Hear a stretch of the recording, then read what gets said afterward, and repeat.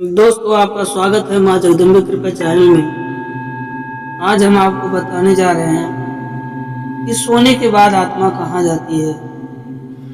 दोस्तों, कुछ लोग कहते हैं कि सोने के बाद आत्मा पता नहीं कहाँ कहाँ यात्रा करती है, लेकिन असल में आत्मा कोई गति नहीं करती, सिर्फ मन करता है।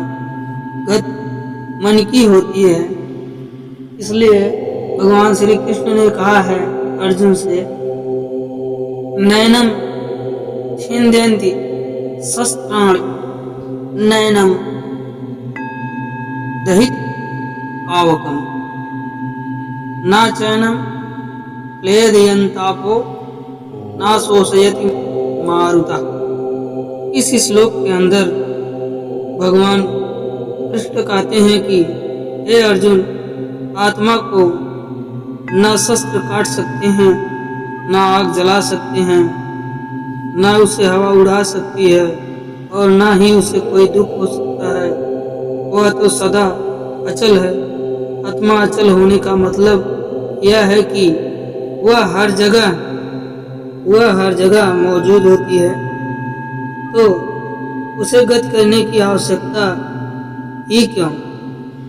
आत्मा का अंश जीव और निर्जीव सबके अंदर मौजूद होता है। यदि आप सोच रहे हैं कि सोने के बाद आपकी आत्मा कहीं पर जाती है, तो आप गलत सोच रहे हैं। असल में आत्मा हर जगह सुलभ है, मतलब हर जगह पर उपलब्ध है, लेकिन आपकी आत्मा कुछ कर्म के ढांचे के अंदर बंद हो जाने की वजह से आपको यह लगता है कि आप एक अलग इकाई हैं, लेकिन ऐसा नहीं। यदि आप उस कर्म के ढांचे को हटा देते हैं तो आपकी आत्मा या मेरी आत्मा जैसी कोई चीज नहीं होती।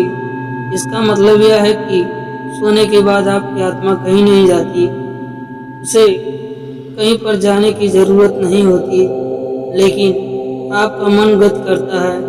इसी गति को हम अपनी आत्मा की गति मानते हैं। दोस्तों, सोने का मतलब होता है आपका चेतन मन सो जाना। चेतन मन, जो कि आपके शरीर का एक हिस्सा है, कहा जाता है, वह सो जाता है। जब आप सो जाते हैं तो आपका सिर्फ चेतन मन ही सोता है। चेतन मन जो बाहर का मन होता है, लेकिन अंदर का मन कभी नहीं सोता। उसे इसकी कोई जरूरत नहीं होती। चेतन मन जब सो जाता है तो हम बाहर की चीजों को देखना और सुनना बंद कर देते हैं, और देखते ही तो चेतन मन की मदद से नहीं होता। कुछ लोग जो मर चुके और बाद में वापस जिंदा हुए, तो उन्हें तो सारी बातें बताई जो उसने नहीं देखा था। इसका मतलब है कि वे अचेतन मन से जुड़े थे। अचेतन मन, दोस्तों, आत्मा कुछ नहीं करती, क्योंकि वह एक भौतिक सत्ता है। उसके अंदर कोई राग नहीं होता।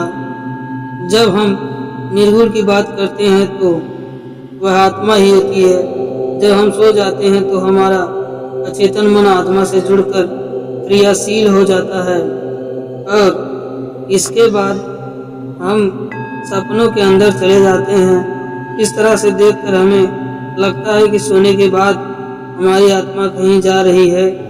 खैर, आपको पता नहीं होना चाहिए कि चेतन मन से बहुत अधिक शक्तिशाली होता है। वह चेतन मन से भी अधिक काम कर सकता है और भूत और भविष्य को देख सकता है। मरने के बाद हमारी आत्मा के साथ चेतन मन नहीं जाता, वरन अचेतन मन जाता है। शरीर के साथ ही चेतन मन को नष्ट होना पड़ता है, लेकिन अचेतन मन आत्मा के साथ जुड़ा रहता है। जिसको कर्म का ढांचा कह सकते हैं। असल में अचेतन मन एक सूचनाओं के ढेर से जैसा ही होता है और सोने के अंदर भी आत्मा अचेतन मन से जुड़ जाती है। इसलिए सोने को एक दूसरी मौत का नाम दिया गया। जैसे कि हमने आपको बताया कि सोने के बाद अचेतन मन आत्मा के सहारे भविष्य के अंदर जा सकता है। वह भविष्य को देख सकता है, उसके अंदर वह क्षमता होती है।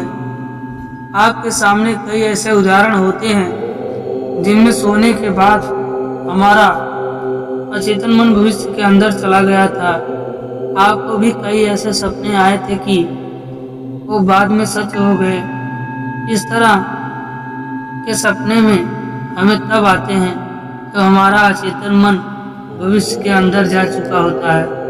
हमारा अचेतन मन भविष्य को कैसे जान लेता है, इसके बारे में कहना मुश्किल है।